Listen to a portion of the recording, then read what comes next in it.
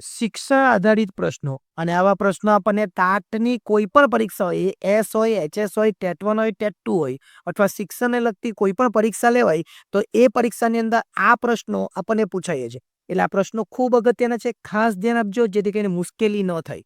જોઈએ પહેલું, રાજ્યની શિક્ષણ નીતિનું કેન્દ્ર કોણ છે? તો રાજ્યની શિક્ષણ નીતિનું કેન્દ્ર એટલે શિક્ષણ મંત્રી છે. કોણ છે? શિક્ષણ મંત્રી. આગળ, ધી મુંબઈ પ્રાથમિક શિક્ષણ ધારો ક્યારે અમલમાં આવ્યો? તો 1947માં. ક્યારે? 1947માં એ અમલમાં આવ્યો હતો. બાબા સાહેબ આંબેડકર યુનિવર્સિટીનું કાર્યાલય ક્યાં આવેલું છે? તો બાબા સાહેબ આંબેડકર યુનિવર્સિટીનું કાર્યાલય એ અમદાવાદમાં આવેલું છે. શિક્ષણ બંધારણની કઈ યાદીમાં મૂકવામાં આવ્યું છે? તો શિક્ષણને બંધારણની સંયુક્ત યાદીમાં મૂકવામાં આવ્યું છે. MLL નું પૂરું નામ મિનિમમ લેવલ ઓફ લર્નિંગ. શું આવશે? MLL નું પૂરું નામ minimum level of learning. Diet સંસ્થા કયા ક્ષેત્રે કાર્ય કરે? તો એ તો રાજ્ય કક્ષાએ, તાલુકા કક્ષાએ, ઉપરોક્ત તો ડાયટ કક્ષાએ, જિલ્લા કક્ષાએ કાર્ય કરે. કયા કક્ષાએ? જિલ્લા કક્ષાએ કાર્ય કરે. આ આપણે હંમેશા યાદ રાખવાનું. આગળ, MHRD નું વડુ મથક ક્યાં આવેલું છે? તો MHRD નું વડુ મથક દિલ્હીમાં આવેલું છે. ક્યાં આવેલું છે? દિલ્હીમાં આવેલું છે. GIET નું ગુજરાતી પૂરું નામ. ગુજરાતી નામ આપણે જણાવવાનું છે. ગુજરાતી નામ ગુજરાત શૈક્ષણિક ટેકનોલોજી પરિષદ. કયું? ગુજરાત શૈક્ષણિક ટેકનોલોજી પરિષદ. હવે આ જે ગુજરાત શૈક્ષણિક ટેકનોલોજી પરિષદ છે એનું અંગ્રેજી નામ પણ છે. એનું અંગ્રેજી નામ શું આવશે? Gujarat institute of education technology. Gujarat institute of educational technology એનું પૂરું નામ છે.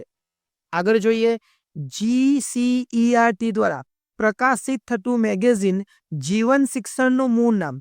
જવાબ આવશે સારાપત્ર. શું આવશે? સારાપત્ર. જ્ઞાન શક્તિ નામનું સામયિક કઈ સંસ્થા દ્વારા પ્રગટ કરાય છે? તો જવાબ આવશે SSA. કઈ સંસ્થા? SSA. ખુલ્લી શાળાનો વિચાર કયા મુખ્યમંત્રીના સમયમાં મૂકવામાં આવ્યો? ચિમનભાઈ પટેલ. ચિમનભાઈ પટેલ દ્વારા ખુલ્લી શાળાનો વિચાર મૂકવામાં આવેલો. National society for study of education ક્યારે અમલમાં આવ્યું? 1946માં. 1946. NCERT ના પ્રમુખ તરીકેની જવાબદારી કોણ સંભાળે? MHRD ના પ્રધાન. જે MHRD ના પ્રધાન હોય તે. નવી રાષ્ટ્રીય શિક્ષણ નીતિના પ્રેરણા સ્ત્રોત કોને માનવામાં આવે? તો રાજીવ ગાંધી. જવાબ આવશે રાજીવ ગાંધી.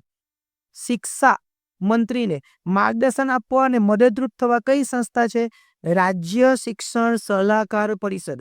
એનું ફૂલ ફોર્મ શું આવશે? જો અંગ્રેજીમાં કહીએ તો state education advisory council. SEAC. એનું જે ગુજરાતી નામ છે રાજ્ય શિક્ષણ સલાહકાર પરિષદ. નેશનલ નોલેજ કમિશનની સ્થાપના. નેશનલ નોલેજ કમિશન એટલે શું? રાષ્ટ્રીય જ્ઞાન આયોગ. એની સ્થાપના 2005માં થઈ હતી. શૈક્ષણિક બાળ ફિલ્મ મહોત્સવનું આયોજન કોણ કરે?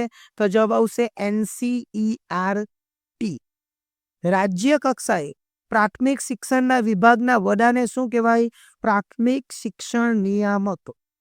આગળ, જાઇટનું પૂરું નામ આપણે આગળ પણ આવી ગયું. ગુજરાત શૈક્ષણિક ટેકનોલોજી પરિષદ. Gujarat institute of educational technology. ક્રિયા દ્વારા શિક્ષણનો ખ્યાલ કોણે આપ્યો હતો? તો જવાબ આવશે જ્હોન ડ્યુઈ. એટલે અહીંયા આપણા પ્રશ્નો પૂરા થાય છે. આ પ્રશ્નો શિક્ષણને લગતા મોસ્ટ IMP પ્રશ્નો હતા. નેક્સ્ટ ટાઈમ જ્યારે મળીશું ત્યારે શિક્ષણને લગતા પ્રશ્નો માટેનો જ બીજો એક વિડીયો પણ આપણે અપલોડ કરીશું. આ પ્રશ્નો ખૂબ અગત્યના, એકવાર જોઈ લેજો. ફરીથી ક્યાં લખવા હોય તો લખી લેજો, સ્ક્રીનશોટ લેવા હોય તો એ પણ લઈ લેજો. આભાર.